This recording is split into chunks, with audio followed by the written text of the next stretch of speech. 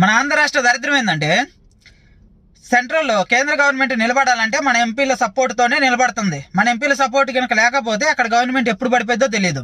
అయినా సరే ఎప్పుడూ కూడా మన రాష్ట్ర ప్రయోజనాల గురించి పట్టించుకోరు. వీళ్ళ సొంత ప్రయోజనాలు, వీళ్ళ వ్యక్తిగత ప్రయోజనాలు మాత్రమే కావాలి. అందుకని బీజేపీ వాళ్ళ సంఖ్య బాగా ఉండిద్దని చెప్పి వాళ్ళ సంఖ్య నాకుతా కూర్చుంటారు.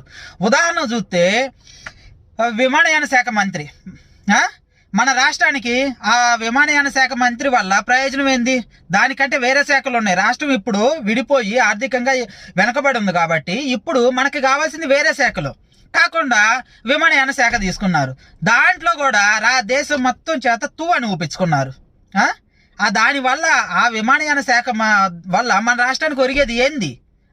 అంత సపోర్టుగా ఉండి సెంట్రల్ గవర్నమెంట్నే మన రాష్ట్రం ఉన్న ఎంపీలు నిలబెడుతున్నప్పుడు మన రాష్ట్రానికి ఉపయోగపడే కదా తీసుకోవాల్సింది. కానీ అవి తీసుకోరు, ఎందుకంటే స్వార్థం.